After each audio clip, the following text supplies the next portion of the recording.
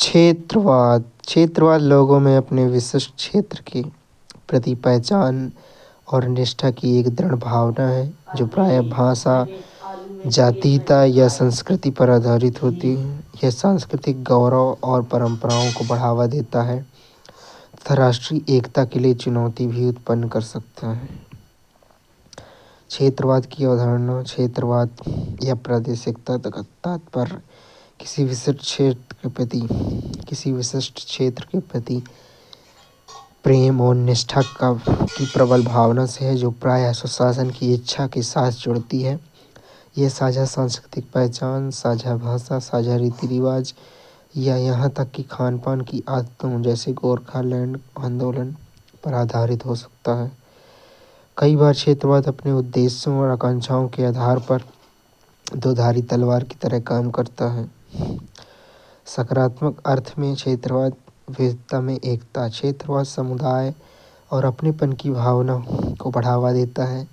साझा अनुभव जैसे भाषा आधारित समानताएं के आधार पर बंधुत्व और स्थानीय गौरव में वृद्धि करता है। विकास संबंधी प्रयास ये क्षेत्रीय आवश्यकताओं और मुद्दों की ओर ध्यान आकर्षित कर सकता है। लक्षित विकासात्मक प्रयासों जैसे लद्दाख के केंद्र शासित प्रदेश के दर्जे की मांग पर बल देता है। नकारात्मक अर्थ में अत्यधिक क्षेत्रवाद किसी क्षेत्र के प्रति अत्यधिक अलगाववादी आंदोलन को जन्म दे सकता है जिससे राष्ट्रीय एकता को खतरा हो सकता है, जैसे खालिस्तान, बोडोलैंड, ग्रेटर नागालिम आंदोलन की मांग। नागालिम की मांग। क्षेत्रवाद की विशेषताएं। हम बनाम वे की धारणा। कुछ मामलों में क्षेत्रवाद एक आत्म केंद्रित दृष्टिकोण को जन्म दे सकता है जो पूरी तरह से अपने क्षेत्र के विकास पर केंद्रित होता है, संभवतः दूसरों की कीमत पर। सीमित दृष्टिकोण। क्षेत्रवाद एक संकीर्ण दृष्टिकोण पैदा कर सकता है, सहयोग में बाधा उत्पन्न कर सकता है, विभिन्न क्षेत्रों के निवासियों को एक दूसरे की सफलताओं में साझेदारी करने से रोक सकता है। असमान वितरण। क्षेत्रों के बीच आर्थिक, सामाजिक, राजनीतिक और सांस्कृतिक असमानताएं असंतोष की भावना और क्षेत्रीय स्वायत्तता की इच्छा पैदा कर सकती है।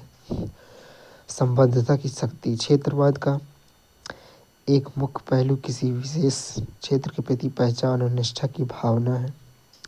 मनोवैज्ञानिक तत्व। क्षेत्रवाद में एक मनोवैज्ञानिक तत्व भी हो सकता है जो क्षेत्रों के बीच हम बनाम वे की भावना पैदा करता है। क्षेत्रवाद के रूप। अलगाववादी आंदोलन। ये समूह भारत के भीतर अलग अलग राज्यों की मांग करते हैं जो प्रायः जातीयता या भाषा के आधार पर होते हैं। उदाहरणों में असम में बोडोलैंड या पश्चिम बंगाल में गोरखा लोगों के लिए गोरखालैंड की मांग शामिल है। पूर्व राज्य का दर्जा। यह मौजूदा केंद्र शासित प्रदेशों के लिए बढ़ी हुई स्वायत्तता और शक्ति की मांग को संदर्भित करता है, जैसे राष्ट्रीय राजधानी क्षेत्र दिल्ली पूर्ण राज्य का दर्जा चाहता है। क्षेत्रीय स्वायत्तता की मांग। इसमें मौजूदा राज्य अपने शासन पर अधिक नियंत्रण चाहते हैं।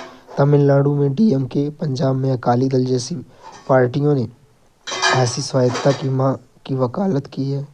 अलगाववाद यह सबसे चरम रूप है जहां उग्रवादी समूह भारत में पूर्ण अलगाववाद चाहते हैं जो प्रायः धर्म या जातीयता पर आधारित होते हैं। उदाहरणों में खालिस्तान आंदोलन या जम्मू कश्मीर में कुछ विद्रोही समूह शामिल हैं। सुपर स्टेट क्षेत्रवाद। इसमें कई राज्य किसी दूसरे राज्य या यहाँ तक कि केंद्र सरकार के खिलाफ विशिष्ट मुद्दों पर एक साथ आते हैं। यह साझा हितों पर आधारित एक अस्थायी गठबंधन है या न कि स्थायी विलय। अंतर्जातीय क्षेत्रवाद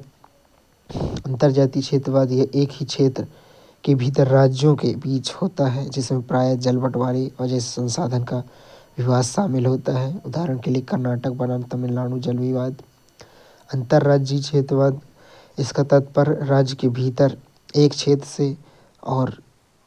से जो अपनी पहचान और विकास को बढ़ावा देता है। आत्म सुधार की मांग। में सकारात्मक होने के बावजूद यह नकारात्मक हो सकता है यदि यह राज्य या राष्ट्र के समग्र हितों के साथ टकराव करता है। उदाहरण के लिए तटीय बनाम पश्चिम उड़ीसा, तटीय आंध्र प्रदेश बनाम तेलंगाना। राष्ट्रीय एकता के लिए संवैधानिक सुरक्षा। वाक और अभिव्यक्ति की स्वतंत्रता अनुच्छेद 19 पाँचवीं और छठी अनुसूची, अनुच्छेद 38 नीति के निदेशक तत्व, अनुसूची 7, अनुसूची 8, अनुच्छेद 79, अनुच्छेद 80, अनुच्छेद 368। भारत में क्षेत्रवाद के लिए उत्तरदायी कारक। ऐतिहासिक प्रभाव। प्राचीन साम्राज्य। भारत के इतिहास का अधिकांश हिस्सा क्षेत्रीय शासन से जुड़ा रहा है, जिसमें दक्षिण में चोल, पांड्य, आंध्र प्रदेश में सातवाहन जैसे साम्राज्य शामिल हैं। इन अवधियों ने अपने अपने क्षेत्र पर एक स्थायी सांस्कृतिक और राजनीतिक छाप छोड़ी।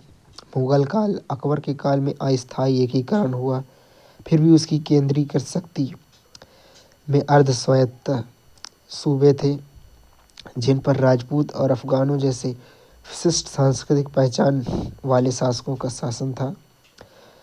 ब्रिटिश शासन ने भारत में राजनीतिक रूप से एकीकृत किया, लेकिन उसकी फूट डालो राज करो की रणनीति ने जानबूझकर क्षेत्रीय असमानताओं को बढ़ावा दिया।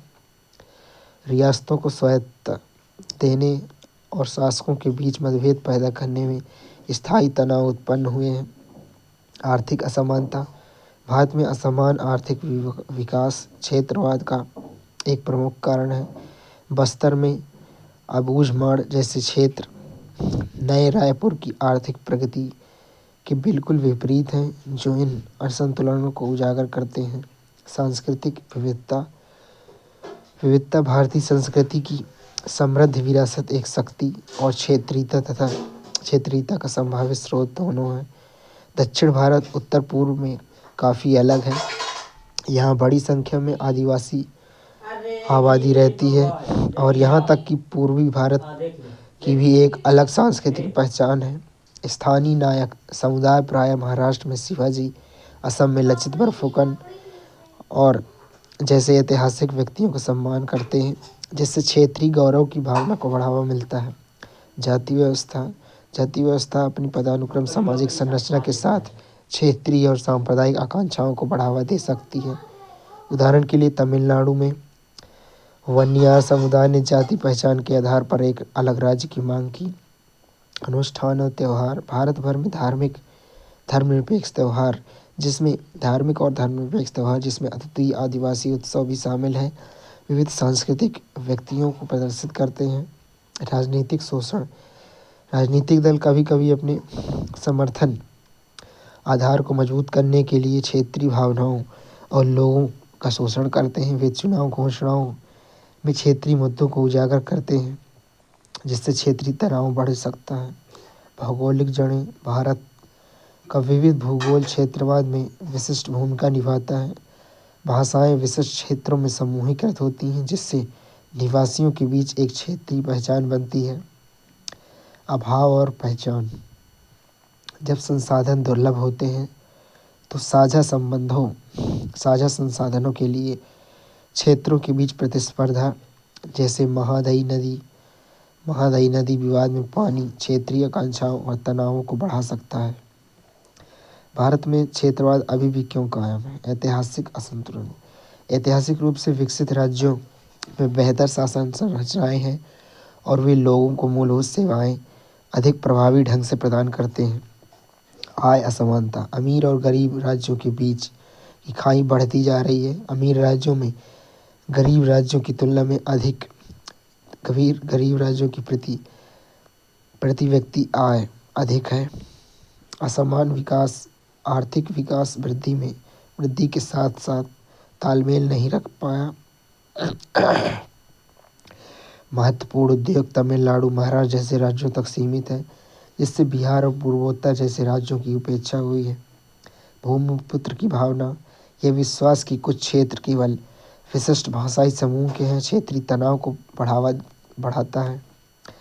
सामाजिक आर्थिक मुद्दे। कुछ क्षेत्रों में भूमि सुधार सफल नहीं हुए हैं और सामंती मानसिकता बनी हुई है, जो प्रगति में बाधा डाल रही है। बुनियादी ढांचे में की कमी। कुछ राज्यों में बिजली, परिवहन, सिंचाई सुविधाएं जैसी बुनियादी संरचनाओं की कमी असमानता को पैदा करती है। असमान सामाजिक व्यय, राज्यों में स्वास्थ्य, शिक्षा पर व्यय भिन्नता मानव विकास को प्रभावित करती है। राजनीतिक विफलताएं, अप्रभावी शासन और क्षेत्रीय आवश्यकताओं को पूरा करने में विफलता के कारण पृथक राज्यों की मांग होती है, जैसे कि विदर्भ, सौराष्ट्र, दार्जिलिंग संबंधी मांगों में देखा गया है। सन ऑफ द साइल सिद्धांत। सन ऑफ द साइल सिद्धांत एक अवधारणा है जो स्थानीय लोगों को उनके जन्म स्थान के आधार पर विशेषाधिकार और अधिकार प्रदान करती है।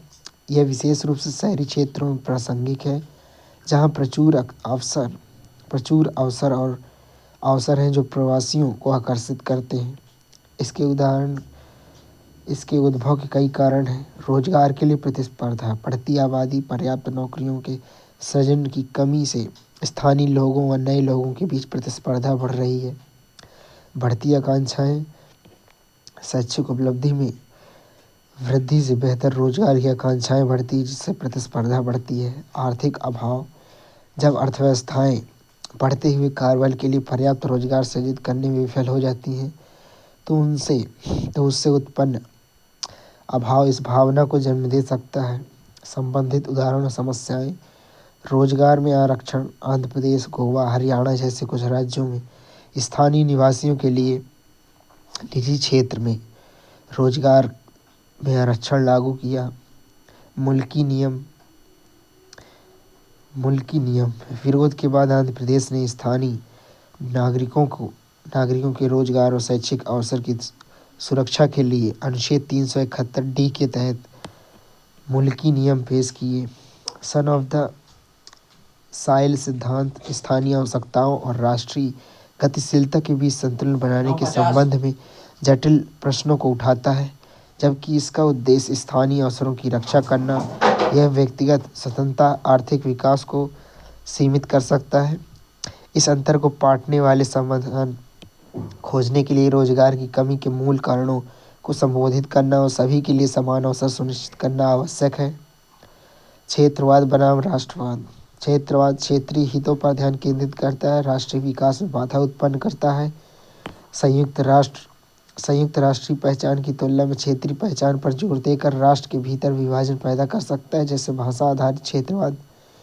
राष्ट्रवाद पृष्ठभूमि की परवाह किए बिना सभी नागरिकों के बीच एकता की भावना को बढ़ावा देता है। राष्ट्रवाद प्रतीकों और सामान्य लक्ष्यों के माध्यम से साझा राष्ट्रीय पहचान बनाने का प्रयास करता है। राष्ट्रवाद जैसे राष्ट्रीय अवकाश, संविधान संतुलन खोजना। क्षेत्रवाद और राष्ट्रवाद दोनों के अपने अपने गुण हैं। क्षेत्रवाद सांस्कृतिक संरक्षण, स्थानीय भागीदारी को बढ़ावा दे सकता है, जबकि राष्ट्रवाद राष्ट्रीय एकता, साझा लक्ष्यों को बढ़ावा देता है।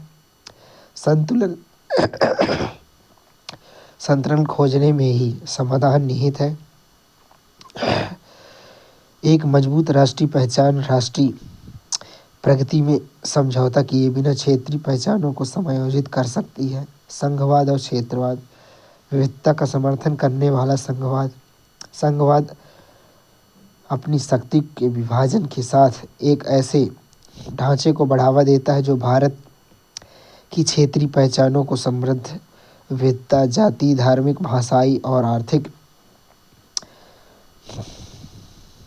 आर्थिकों को समायोजित करता है। निम्नलिखित तरीके से क्षेत्रीय आकांक्षाओं को प्रतिबंधित करने के लिए एक विधि के रूप में कार्य करता है। संवैधानिक स्वायत्तता। 5वीं छठी अनुसूची विशिष्ट क्षेत्रों को स्वायत्तता प्रदान करती है, जिससे उन्हें अपनी अनूठी संस्कृतियों को संरक्षित करने, अपने स्वयं के विकास पथ पर आगे बढ़ने में सक्षम होते हैं। यह अंततः संघीय प्रणाली को मजबूत करता है। अल्पसंख्यक अधिकार। संविधान में विशेष प्रावधानों को शामिल करके क्षेत्रीय आकांक्षाओं को मान्यता देता है। इसमें अल्पसंख्यक अधिकार, अलग कानून, अलग व्यक्तिगत कानून, विशेष सुरक्षा, सकारात्मक कार्यवाही कार्यक्रम शामिल हैं। राजनीतिक संतुलन। संघवाद अनिवार्य रूप से केंद्र सरकार द्वारा साझा शासन और राज्यों द्वारा शासन के बीच विद्यमान संतुलन है। यह संतुलन एक स्थिर और एकीकृत राष्ट्र को बनाए रखने की कुंजी है। शक्तियों का हस्तांतरण। 73वें संविधान संशोधन अधिनियम ने स्थानीय स्तर पर व्यक्तियों का हस्तांतरण करके राज्यों और उसके स्थानीय निकायों को सशक्त बनाकर संघवाद को मजबूत करता है। संबंधित चुनौतियाँ। क्षेत्रीय असमानता। संघवाद के बावजूद विकास में क्षेत्रीय असमानताएं बनी हुई हैं और कुछ क्षेत्र पिछड़े हुए हैं। संसाधन निर्भरता।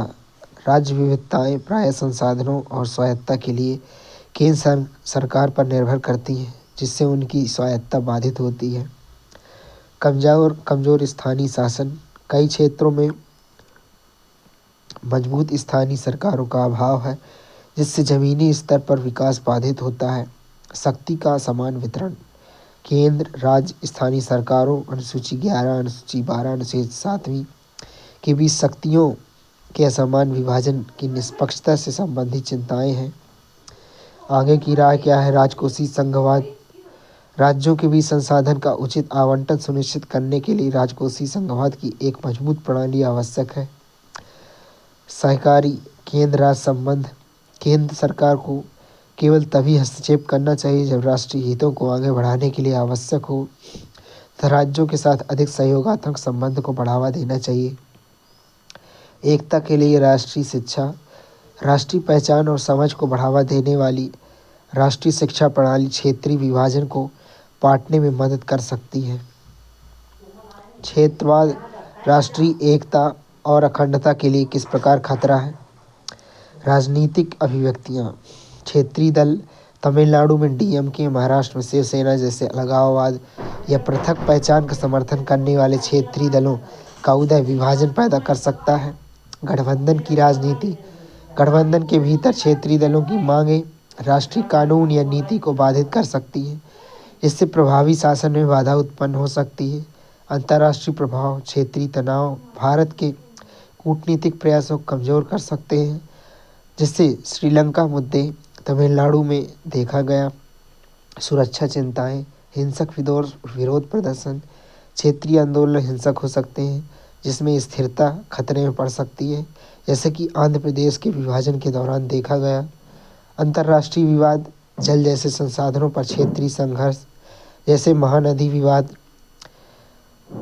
आंतरिक सुरक्षा के लिए खतरा पैदा कर सकता है।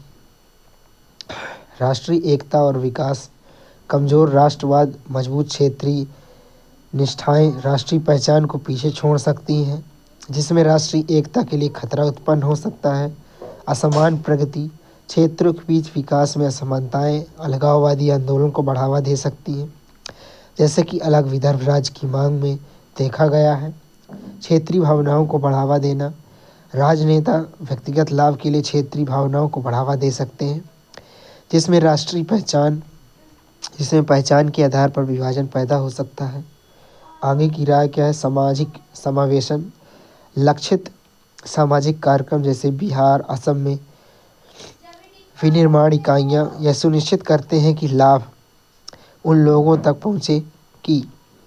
पहुँचे जिन्हें इसकी सबसे अधिक आवश्यकता है, जिससे राष्ट्रीय एकता की भावना को बढ़ावा मिलता है। संतुलित विकास। संसाधनों का समान वितरण। अविकसित क्षेत्रों में केंद्रित पहल जैसे विशेष पैकेज आर्थिक असमानताओं को कम कर सकते हैं, जो क्षेत्रीय असंतोष को बढ़ावा देते हैं। निवेश और बुनियादी ढांचा। पिछड़े क्षेत्रों जैसे पूर्वोत्तर राज्य में बुनियादी ढांचे के विकास को बढ़ावा देने में आर्थिक विकास को बढ़ावा मिलता है और उपेक्षा की भावना कम होती है। विविधता को बढ़ावा देना।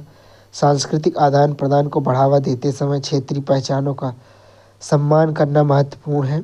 राष्ट्रीय एकता का लक्ष्य रखें जो विविधता को बढ़ावा दे, न कि एकरूपता को। एकता के लिए शिक्षा। एक मजबूत राष्ट्रीय शिक्षा प्रणाली जो राष्ट्रीय पहचान को बढ़ावा देती है, अलगाववाद को हतोत्साहित करती है, लंबे समय में एक शक्तिशाली उपकरण हो सकती है। स्थानीय शासन को सशक्त बनाना। सत्ता के हस्तांतरण जैसे वित्तीय स्वायत्तता के माध्यम से स्थानीय निकायों को मजबूत करना। नागरिक भागीदारी को प्रोत्साहित करना स्वामित्व की भावना को बढ़ावा देता है और क्षेत्रीय अलगाव को कम करता है। मीडिया और सार्वजनिक जागरूकता। मीडिया और शैक्षिक पाठ्यक्रम राष्ट्रीय चेतना को बढ़ावा देने और क्षेत्रीय बाधाओं को तोड़ने में महत्वपूर्ण भूमिका निभा सकते हैं। इससे दिल्ली की देशभक्ति पहल, राष्ट्रीय अखंडता को बढ़ावा देने के लिए सरकारी प्रयास, राज्य पुनर्गठन अधिनियम 1956, विभिन्न भौगोलिक क्षेत्रों के हितों को बढ़ावा देने के लिए क्षेत्रीय परिषदें, पूर्वोत्तर परिषद, इसकी स्थापना 1971 में अंतर्राज्यीय समन्वय क्षेत्रीय योजना क्षेत्र के एकीकृत विकास के लिए एक मंच प्रदान करने हेतु की गई थी, जिसमें अंतर क्षेत्रीय असमानताओं को कम किया जा सके। राष्ट्रवाद को बढ़ावा देने के लिए योजनाएं, देश की सांस्कृतिक विविधता, निवासियों के लिए राष्ट्रीय एकजुटता की भावना को बढ़ाने के लिए एक भारत श्रेष्ठ भारत जैसी योजनाएं शुरू की गई। पिछड़ा क्षेत्र अनुदान निधि, यह कार्यक्रम क्षेत्रीय विकास असंतुलन को दूर करने के लिए लागू किया गया था।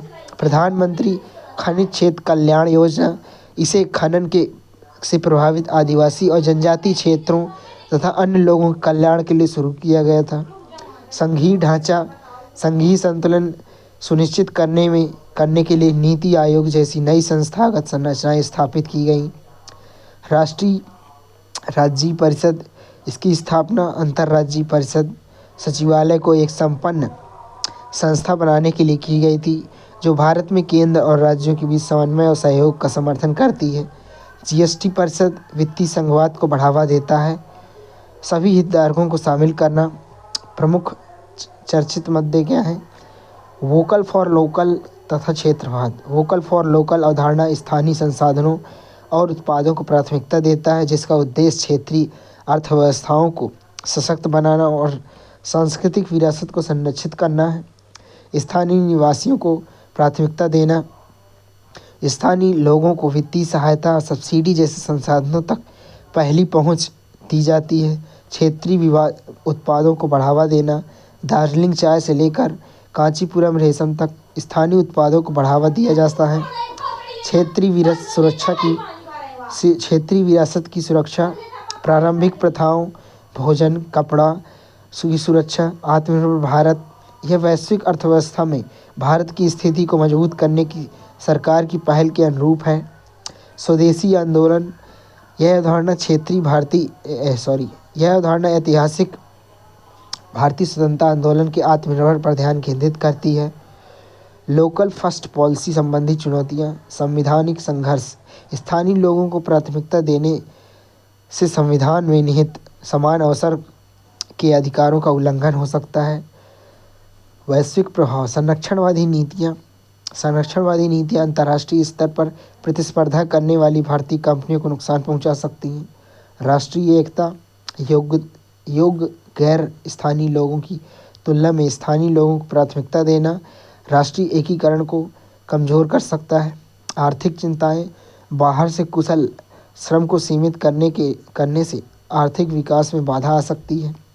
अंतर्राष्ट्रीय पारस्परिकता, स्थानीय कोटा अन्य देशों में भी समान नीतियों को जन्म दे सकता है, जिसका प्रभाव विदेशों में भारतीय कामगारों पर पड़ सकता है। व्यावसायिक स्वतंत्रता, नियुक्ति पर प्रतिबंध व्यवसाय के विकास और प्रतिस्पर्धा को बाधित कर सकता है। अल्पकालिक समाधान क्या है? स्थानीय कोटा स्थायी लाभ प्रदान कर सकता है, लेकिन इससे नीति परिवर्तन हो सकता है जो राष्ट्रीय एकता को प्रभावित कर सकता है।